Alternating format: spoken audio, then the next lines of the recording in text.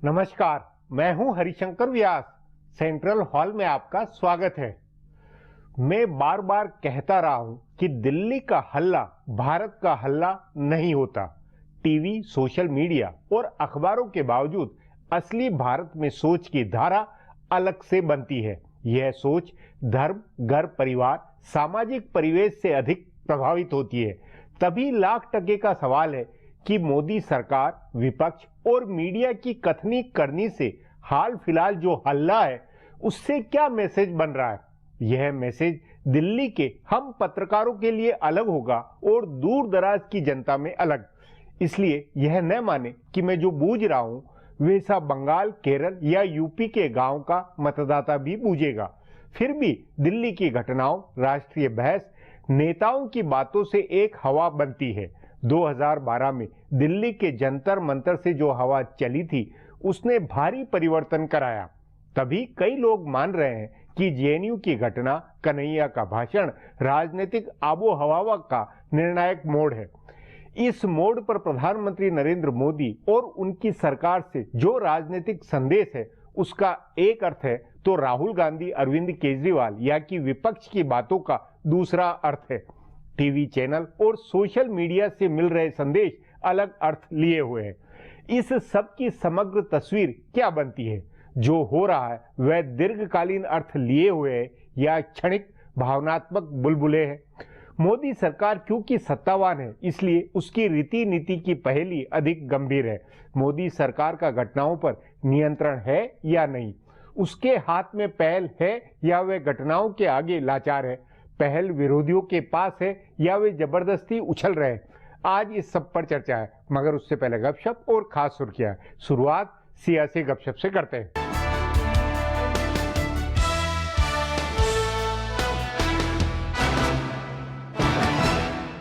Parliamentary उमूर के वजीर वेंकैया नायडू चाहे कुछ भी कहें, अब हिज़्ब इख्तलाफ और खास तौर पर कांग्रेस के साथ कामकाजी रिश्ता नहीं बनने वाला। हुकूमत के पार्लियामानी मुंतजमीन भी मानने लगे हैं कि बजट सेशन भी तकरीबन पूरी तरह से जाया होने वाला है। तभी बीजेपी और हुकूमत दोनों की जानिब से कांग्रेस के नायब सदर राहुल गांधी को बराह रास्त तौर पर निशाना बनाया जा रहा है। बीजेपी के सियासी मुदब्बरीन को लग रहा है कि जेएनयू मामले का फायदा अगर 5 रियासतों के इंतखाब में लेना है तो राहुल पर हमला करना होगा। तभी वजीर आजम नरेंद्र मोदी ने लोकसभा में सदर जमहूरिया के खिताब पर शुक्रिया की तजवीज पर बहस के दौरान राहुल को निशाना बनाकर हमला किया। इशारों में उन्होंने राहुल को कम समझ और एहसास कमतरी से मुतासिर रहनुमा बताया। जराये का कहना है कि इससे सोनिया गांधी बहुत दिल बर्दाश्ता है। इसके बाद मथुरा में बीजेपी नौजवान महास के प्रोग्राम में अमित शाह ने राहुल को मुल्क के गद्दारों का हमदर्द बताया। इसके बाद अरुण जेटली ने भी उन्हें गद्दारों का हिमायती और नजरियाती तौर पर दिवालिया बताया। मगरबी बंगाल, असम और केरल के इंतखाब में पोलराइजेशन के लिए बीजेपी जेएनयू इशू का इस्तेमाल करेगी और इसके लिए कांग्रेस और राहुल गांधी को निशाना बनाएगी। लिहाजा जीएसटी और दूसरे बिलों पर इत्तेफाक राय नहीं बनने वाला। हुकूमत इसका ठीकरा कांग्रेस पर फोड़ना चाहती है, इसीलिए उसने 1 दर्जन बिलों को इस हफ्ते की काम की फहरिस्त में शामिल किया।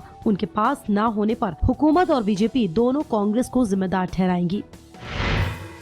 ये लाख टके का सवाल है कि क्या कांग्रेस पार्टी उत्तर प्रदेश का इंतखाब जीतने के लिए प्रियंका गांधी को दांव पर लगा सकती है? कांग्रेस के दर्जनों रहनुमा चाहते हैं कि प्रियंका गांधी वाड्रा को उत्तर प्रदेश के वजीर आला ओहदे के दावेदार के तौर पर पेश किया जाए। बताया जा रहा है कि राहुल गांधी के साथ उत्तर प्रदेश के रहनुमाओं की मीटिंग में ये मामला उठा। बाखबर जराये का कहना है कि पार्टी के लिए इंतखाबी तशहीर की जिम्मेदारी संभाल रहे प्रशांत किशोर भी चाहते हैं कि प्रियंका को वजीर आला के ओहदेदार के तौर पर पेश किया जाए। लखनऊ में कांग्रेस रहनुमाओं के साथ मीटिंग में कई लीडरान ने उनसे दरख्वास्त की कि वो कांग्रेस आला कमान को इसके लिए तैयार करे, लेकिन कांग्रेस के बाखबर जराये का कहना है कि सोनिया गांधी ये दाम नहीं खेलेंगी। वैसे भी इस बारे में फैसला सोनिया, राहुल और प्रियंका को ही करना है और बताया जा रहा है कि तीनों ही इसके हक में नहीं है। प्रियंका को कांग्रेस का ना चूकने वाला हथियार माना जा रहा है और कांग्रेस जैसी पार्टी किसी रियासत के इंतखाब में अपने सबसे बड़े हथियार को चलाकर इसे बेकार नहीं कर सकती। अखिलेश यादव या मायावती पर इसे नहीं चलाया जा सकता, बल्कि कांग्रेस इसे नरेंद्र मोदी के लिए बचा कर रखेगी। दूसरी जानिब उनका ये भी मानना है कि बिना किसी तंजीम के चाह रुखी मुकाबले में अकेले प्रियंका का नाम जीत की गारंटी नहीं है। और तीसरी बात यह है कि उत्तर प्रदेश की जीत इस बात की गारंटी नहीं है कि पार्टी 2019 में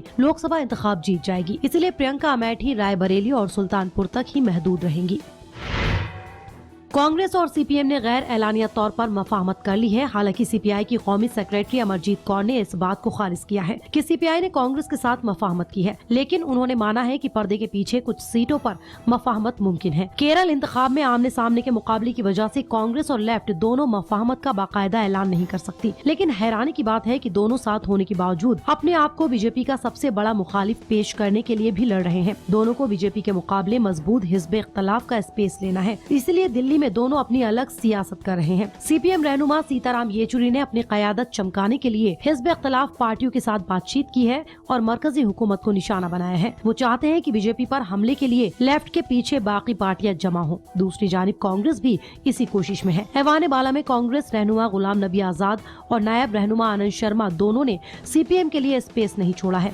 लोकसभा में वैसे भी लेफ्ट के अरकान की तादाद कम है, जिससे कांग्रेस को वहां अक्सरियत मिली हुई है, लेकिन लोकसभा में टीएमसी ने भी हुकूमत के खिलाफ महाज खोला है। असल में केरल में मुस्लिम राय दहिंदगान को अपनी जानिब खींचने के लिए कांग्रेस और लेफ्ट के दरमियान रस्साकशी चल रही है। बंगाल में दोनों पार्टियों को लग रहा है कि उनकी मफाहमत से मुस्लिम वोट उनकी तरफ आएगा। अब आज की सुर्खियां ये लीक से कुछ हटकर है और इनसे देश की दशा दिशा को बूझ सकेंगे।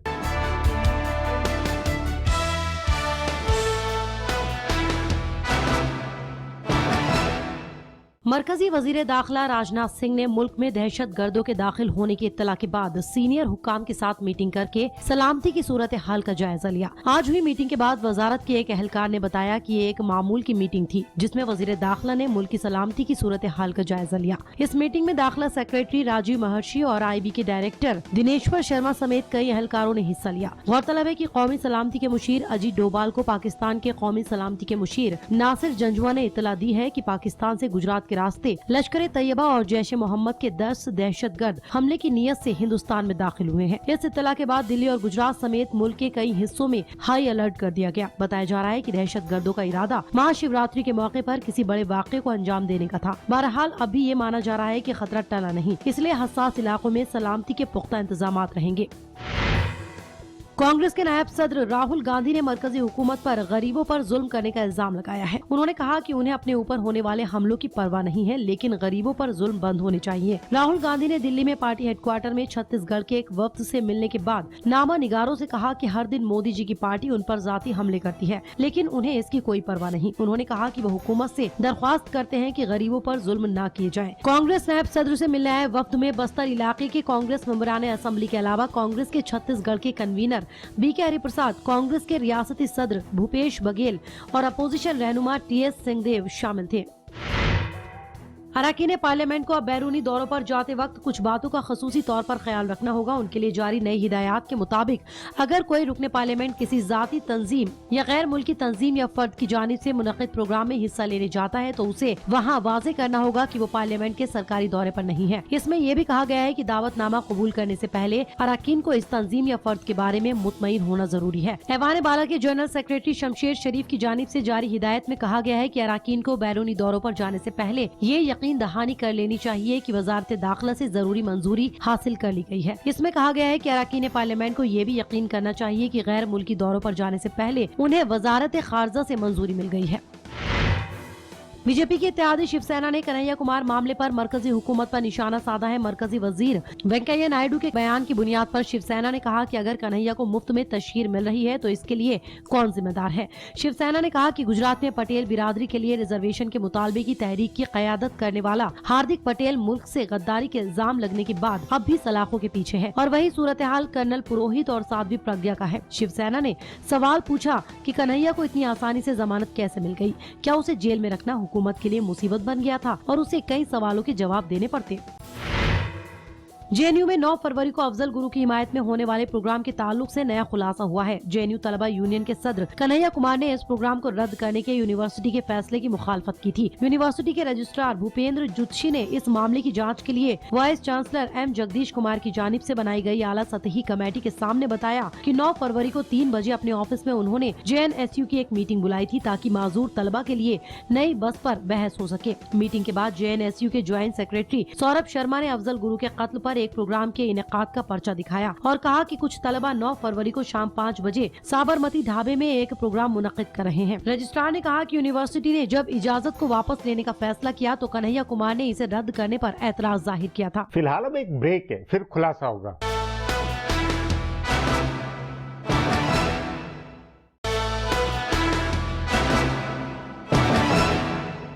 कईयों का मानना है कि संसद का बजट सत्र जाया हो रहा है। मोदी सरकार को समझ नहीं आ रहा है कि राजनीति किस दिशा में जा रही है। मोदी सरकार के कुप्रबंधों से विपक्ष को मौका है, पर जो हो रहा है उससे क्या अपने आप नरेंद्र मोदी और उनकी राजनीति को फायदा नहीं है? इस पर आगे चर्चा करें, उससे पहले देखें मेरा ये खुलासा।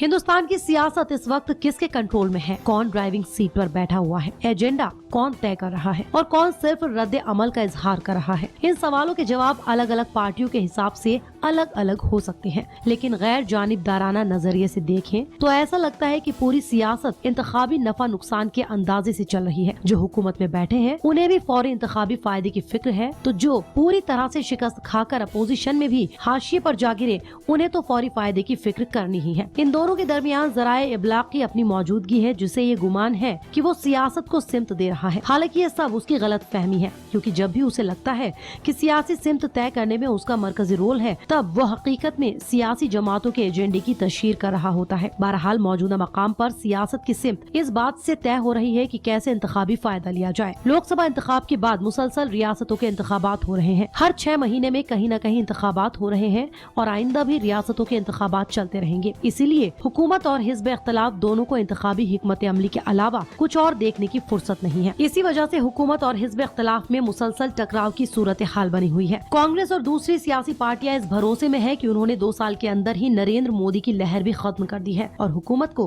बैकफुट पर ला दिया है। हर हुकूमत वस्त मुद्दती बहरान झेलती है, लेकिन मोदी हुकूमत पहले ही दिन से ये बहरान झेल रही है। एक तरफ हिज़्ब इख्तिलाफ है जो मान रहा है कि उसने हुकूमत का वक़ार खत्म कर दिया है, तो दूसरी जानिब हुक्मरान तबका है जिसे लग रहा है कि मुसलसल हंगामे, ऐवान ना चलने देने और किसी न किसी इशू पर तहरीक चलाने से हिज़्ब इख्तिलाफ की ही छवि खराब हो रही है। इसमें दोनों अपना अपना फायदा देख रहे हैं। ऐसा लग रहा है कि वजीर आजम नरेंद्र मोदी ने सियासत को पीछे किया हुआ है और वो खामोशी के साथ अपनी हुकूमत के एजेंडे को नाफिज करने में लगे हुए हैं। उन्हें भरोसा है कि हुकूमत जो काम कर रही है उसके नतायज जल्द ही नजर आएंगे और तब उन्हें आवाम के दरमियान जाकर जवाब देने में आसानी होगी। जन धन मंसूबे से लेकर मुद्रा बैंक और सब्सिडी बराह रास्त लोगों के खाते में पहुँचाने से लेकर किसानों के लिए शुरू किए गए मंसूबे तक ऐसे दर्जनों मंसूबे वजीर आजम ने शुरू किए। पेट्रोलियम मसनूआत की कीमत कम होने का फायदा आम सारिफीन को नहीं मिलने के सवाल पर उनके वजीर ने ऐवान में कहा कि हुकूमत इसका आधा पैसा समाजी बहबूद के मंसूबे पर खर्च करने के लिए जमा कर रही है। दूसरी जानिब हिज़्ब इख्तिलाफ को लग रहा है कि दादरी वाक़े से लेकर मुल्क से गद्दारी तक के वाक़यात से हुकूमत की छवि खराब हुई है। JNU और हैदराबाद यूनिवर्सिटी के वाक़े से हुकूमत की बदनामी का शोर कायम है। राहुल गांधी से लेकर सीताराम येचुरी और अरविंद केजरीवाल सब ये मान रहे हैं कि वतन परस्ती बना मुल्क से गद्दारी की बहस में हुकूमत उलझी हुई है। दोनों को इस बहस में अपना फायदा नजर आ रहा है। इंतखाबी नताइज से पता लगेगा कि फायदा किसे हुआ, लेकिन ये तय है कि जिसे फायदा नहीं होगा वो आइंदा इंतखाब के लिए अपना एजेंडा बदल देगा। अब एक ब्रेक है, उसके बाद शोरगुल से निकलते राजनीतिक संदेशों पर चर्चा करेंगे।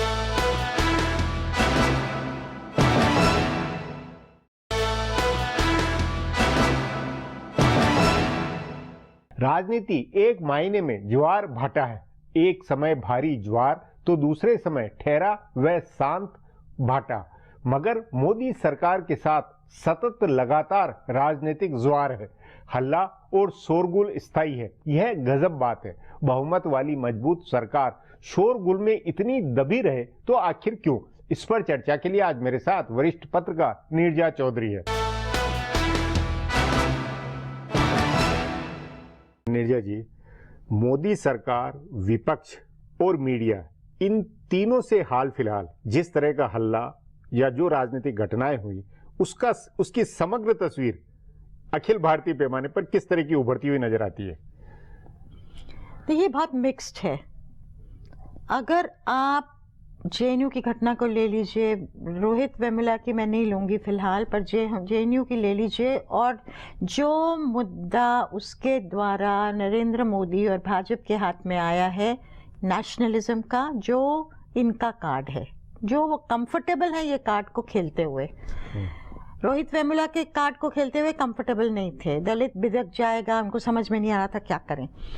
तो अगर आम लोगों से आप बात करिए, पान वाला, दुकानदार, स्कूटर वाला, टैक्सी वाला, ऐसे लोगों से बात करिए तो उनका मानना है ये जो स्लोगन्स हुए जेएनयू में एंटी नेशनल, ये अच्छे नहीं थे। अच्छा, वो इस बात में नहीं जा रहे हैं कि वो वीडियोस डॉक्टर थे, वो इस बात में नहीं जा रहे हैं कि बाहर से लोग आए थे, वो इस बात में नहीं जा रहे हैं कि कन्हैया ने नहीं दिए वो स्लोगन्स उनको, मतलब जिन लोगों ने दिए उनको पकड़ा भी नहीं जा रहा, उनको फिक्स भी नहीं किया था। एक मोटा मोटा टेलीविजन के थ्रू पहला मैसेज जो चला गया वो ये था कि कुछ जेएनयू यूनिवर्सिटी में कुछ ऐसे स्लोगन्स हुए जो लोगों को पसंद नहीं आए। ये मोटा मैसेज है, बाकी चीजें बारीकियां हैं। जो नौजवान तबका है उनको ये अच्छा नहीं लग रहा, जो जेएनयू में जिस तरह से सरकार ने पुलिस को भेजा, ऑटोनॉमी के सवाल आए, उसमें कुछ लोग इधर हैं, बहुत सारे लोग इधर दूसरी तरफ हैं कि फ्रीडम ऑफ स्पीच, किस तरह की इमेज, फॉरवर्ड लुकिंग इंडिया, ये जो चीजें हैं। तो मेरा सवाल ये है कि ये कहाँ पैन आउट होगा आगे इलेक्शंस में, क्या मुद्दा बनेगा? क्योंकि नरेंद्र मोदी जो जीत के आए थे 2014 के चुनाव में, उसमें नौजवान तबका एक बहुत चंक था। नहीं, लेकिन इसके साथ में आपने जो ये बात कही उसमें तब ये धारणा निकलती कि मोदी सरकार का जो फोकस था, कई लोगों का कहना, उस फोकस से भटक के नेशनलिज्म और हिंदुत्व उस मुद्दे की तरफ जा रहे हैं, विकास वाला मामला पीछे छूट गया। ये ज्यादा बड़ा संकेत जा रहा है क्या, या ये कि ये नेचुरल बन रहा है? देखिए, नरेंद्र मोदी आए विकास गवर्नेंस के मुद्दे को लेके, और 2015 में वहां से डीरेल हो गया। वो था बीफ को लेके, पोशाक क्या पहनी चाहिए, और मतलब जो एक्सट्रीम मुद्दे थे उस तरह के। पर इसमें लोगों में ये नहीं कि ये एक के बाद एक जो हो रहा है वो विपक्ष और मीडिया ज्यादा क्रिएट कर रहा है, ये धारणा नहीं नजर आई आपको? नहीं, उसमें 2015 तो शुरुआत दिल्ली और एंड बिहार, उससे एक अलग ही मैसेज गया। और जो नरेंद्र मोदी का मुद्दे थे कि लगता था ये शख्स कुछ नई चीज करने वाला है, नया परिवर्तन, लगता था कि मैन ऑफ डेस्टिनी हो सकता है हिंदुस्तान के लिए, वो चीज डीरेल हो गई। अब इकोनॉमी, इतना पेट्रोल के दाम गिर गए 130 से लेके 30 तक, फिर भी इकोनॉमी उस तरह से नहीं, कहते हैं 7.6 है, एक्सपर्ट्स उसको क्वेश्चन करते हैं ग्रोथ रेट को, लेकिन उतना अच्छा नहीं कर रही जहां तक कि बेरोजगारी का सवाल है जो बहुत लोगों को तंग करता है। तो अब क्या वापस भटक के बीजेपी उधर जा रही है, हिंदुत्व, नेशनलिज्म जो नहीं है उनके पीछे पड़ जाओ, सेडिशन को लाना, ये एक हवा जो क्रिएट की जा रही है। कि आपके अनुसार आज की तारीख में पहल किसके हाथ में, इनिशिएटिव किसके हाथ में? सरकार, मोदी सरकार के हाथ में, बीजेपी के हाथ में, या विपक्ष के हाथ में? ज्यादा विपक्ष के जो कर रहा है उसकी घटनाओं में सरकार लाचार हो रही है, या सरकार लाचार कर रही है विपक्ष को? मुझे नहीं, इसी मैंने कहा रोहित वेमुला का एक घटना को ले लीजिए, उसमें सरकार डिफेंसिव पे थी, आज सरकार ऑफेंसिव पे है।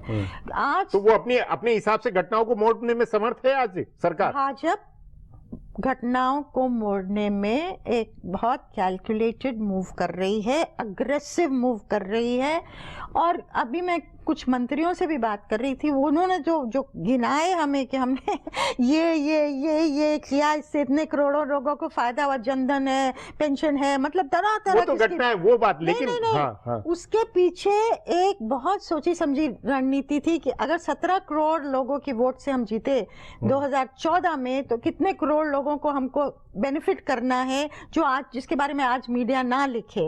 लेकिन एक जो भावुक मुद्दा होता है, ये तो जो बेस होती है, जो भावुक मुद्दा होता है, जिससे भाजपा जीती, मोदी को प्रोजेक्ट किया, पहले हिंदुत्व था, अब नेशनलिज्म की बात हो रही है। इसमें विपक्ष क्या कुछ सोची समझी, विपक्ष का खेल क्या सोची समझी रणनीति में होता हुआ लगता है आपको, या विपक्ष को भी मतलब अवसर मिल रहा है, या क्या विपक्ष के हिसाब से सोचे तो क्या लग रहा है?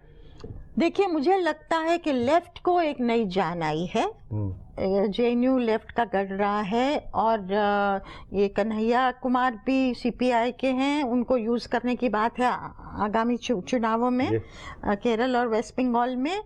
लेकिन कांग्रेस, मुझे लगता है मुद्दे ठीक उठा रही है, लेकिन कांग्रेस को पल्लू पकड़ के लेफ्ट का जाना, क्योंकि कांग्रेस एक मेन लाइन पार्टी होते हुए नेशनलिज्म का मुद्दा कभी हाथ में नहीं देना चाहिए बीजेपी के जी। उसको भी तो वो पूरे तबकों को रिप्रेजेंट करती है ना जी। तो सेंट्रिस्ट, लेफ्ट ऑफ सेंटर, जैसे बीजेपी राइट ऑफ सेंट्रिस्ट है, नेशनलिस्ट, हर तबके को रिप्रेजेंट करती हुई ये कांग्रेस वो स्पेस को कैप्चर नहीं कर पा रही जी। और इसके बाद अब फिर तीसरा जो पहलू है इस पूरे शोरगुल में, उसमें है इलेक्ट्रॉनिक मीडिया या टीवी मीडिया, सोशल मीडिया, वो उससे क्या मैसेज जा रहा है? देखिए, टीवी से तो पहले तो जितना इन्होंने खड़ा कर दिया ये जेएनयू के मामले को लेके के एंटी नेशनल स्लोगन्स जो दिखाई दिए, जिससे एक मैसेज चला गया। अब वो है नहीं है वो बाद में पता लगेगा। तो एक ये भी आया, लेकिन उसमें वो ये नहीं लग रहा है कि पक्ष विपक्ष में वो भी मीडिया भी एक स्टैंड लेता हुआ लगता नहीं लगता। मीडिया भी डिवाइडेड है जी। नीरजा जी, बातचीत को यहीं समाप्त करेंगे। प्रोग्राम में आने के लिए बहुत बहुत धन्यवाद। हमारा प्रोग्राम अब यहीं खत्म होता है। आग्रह है प्रोग्राम पर अपनी राय hsvyas@nayaindia.com पर ईमेल करके बताएं या hsvyas@Twitter और Facebook/नया इंडिया न्यूज़पेपर पर जाहिर करें। अब कल फिर मिलेंगे इसी चैनल पर इसी समय।